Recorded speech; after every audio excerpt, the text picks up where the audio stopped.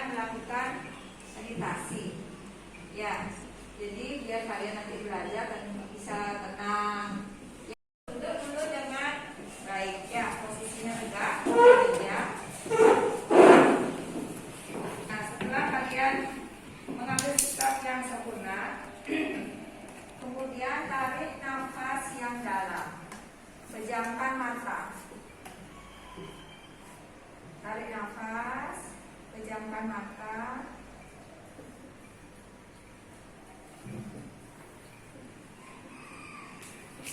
Ya, sadari nafas yang masuk dan nafas yang keluar.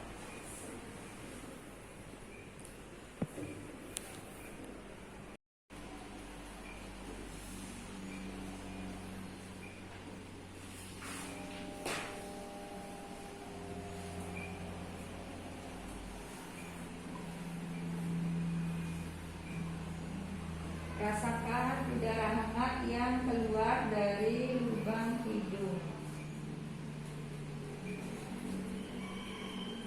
Lakukan 2-3 kali.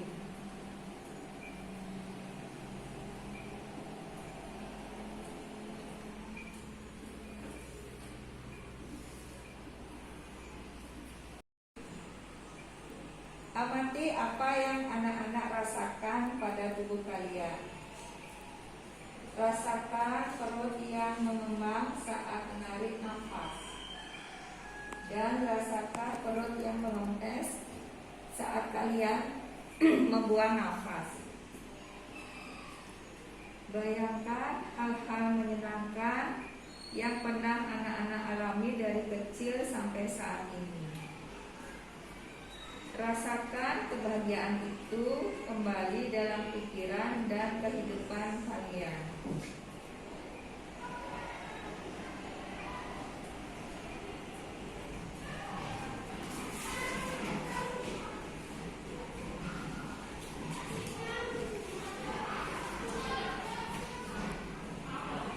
Ya, latihan selesai.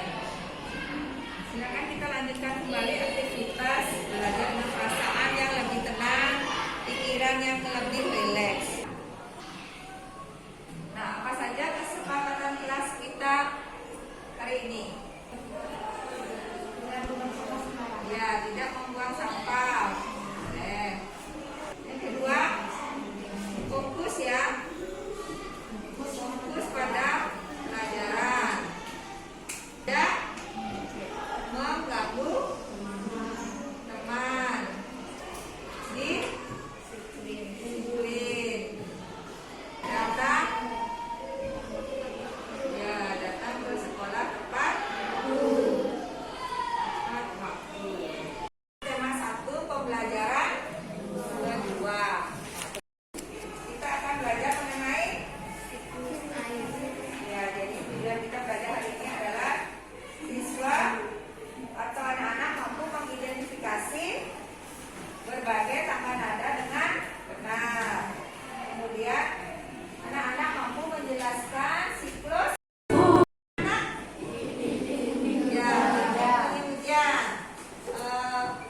lagu itu menceritakan tentang apa? Tentang hujan. Nah, ada yang tahu bagaimana hujan itu bisa turun dari langit? Ada yang tahu? Karena terjadinya siklus air.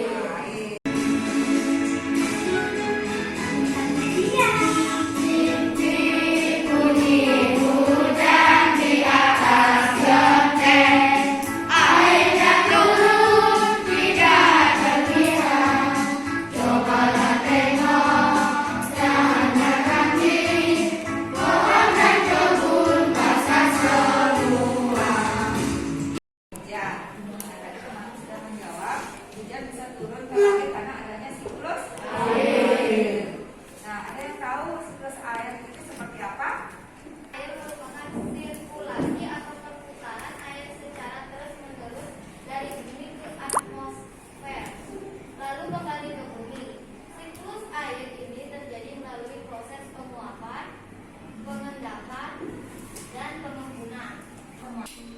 Mengapa air selalu tersedia di bumi?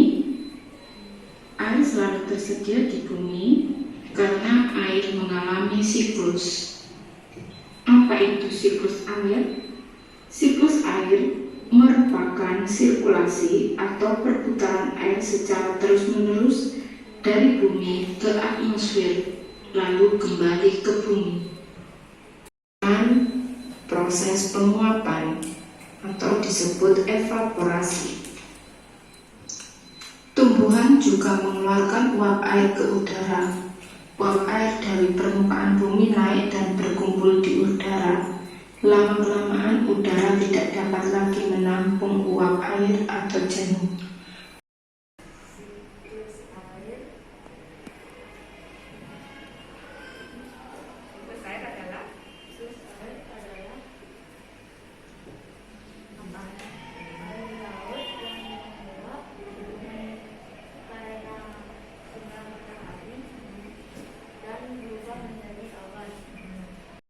Kelompok, tapi sebelumnya Ibu akan kelompokkan menjadi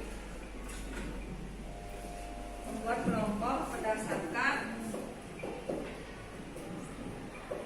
visual, auditory, dan kinestetik.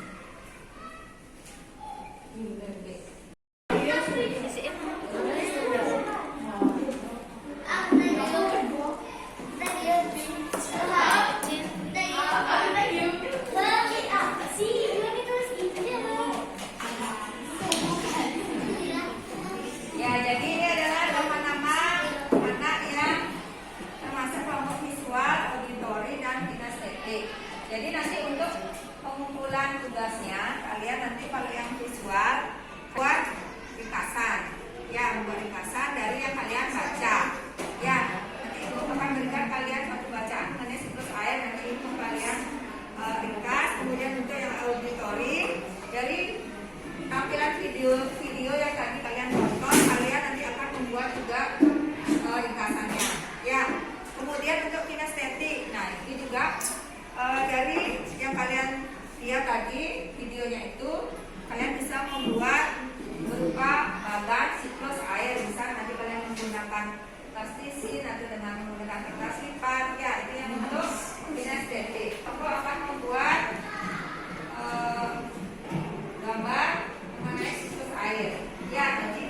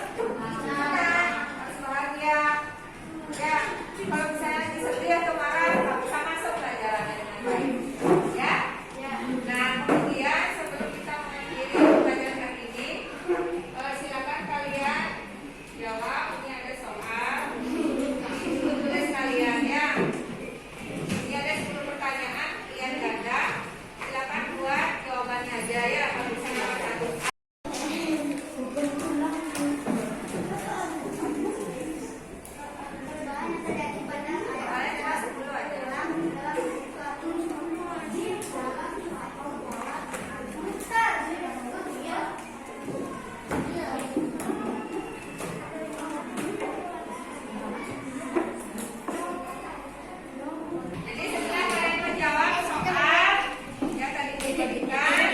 Nah, sebelum kita masuk ke pembelajaran hari ini, tolong dikirim doanya Abi.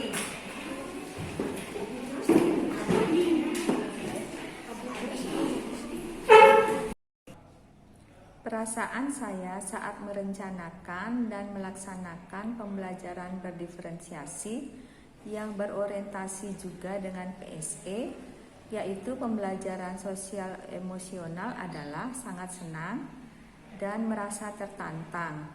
Namun di balik itu saya juga merasa sedikit cemas karena hal ini merupakan hal baru bagi saya. Jadi dengan belajar dari rekan sejawat yang banyak mengunggah pengalaman mereka di media YouTube, membuat saya banyak belajar mengenai pembelajaran berdiferensiasi dan menerapkan pembelajaran sosial emosional ini dengan lebih baik. Langkah awal yang saya lakukan adalah mendesain skenario pembelajaran yang berpihak pada murid yang dapat mengakomodasi kebutuhan belajar murid, meliputi diferensiasi konten, di mana pada saat pembelajaran menggunakan media YouTube sebagai media secara visual. Kemudian diferensiasi proses saya lakukan dengan membuat kelompok belajar bagi murid sesuai dengan kemampuan belajar mereka. Sedangkan untuk diferensiasi proses adalah kelompok ini belum efektif mengerjakan tugas proyek yang harus mereka kerjakan dan kumpulkan karena terkait dengan suasana PTM terbatas. Diferensiasi produk, saya memberi kebebasan kepada murid sesuai dengan minat mereka. Mereka yang menyukai pembelajaran visual akan mengumpulkan tugas dengan membuat PPT atau mind mapping, sedangkan yang menyukai pembelajaran auditori akan mengumpulkan tugas dengan membuat video rekaman, serta yang menyukai pembelajaran kinestetik akan membuat dengan bantuan plastisin atau kertas lipat. Untuk pembelajaran sosial emosional di kelas, pada dasarnya sudah sering kita lakukan dengan membiasakan anak-anak berdoa sebelum memulai dan mengakhiri kegiatan pembelajaran. Di sini hal baru yang saya terapkan adalah menggunakan teknik stop sebagai bentuk pengelolaan diri. Pengalaman yang saya peroleh saat melaksanakan pembelajaran berdiferensiasi yang berorientasi pada PSE adalah saya merasa sangat senang dengan dukungan murid dan rekan guru. Murid di sini sangat antusias mengikuti pembelajaran yang saya rancang. Pembelajaran berdiferensiasi sangat penting dilakukan karena dapat mengakomodasi kebutuhan belajar murid. Tantangan tentu saja ada, sehingga ke depannya saya akan membuat rencana perbaikan.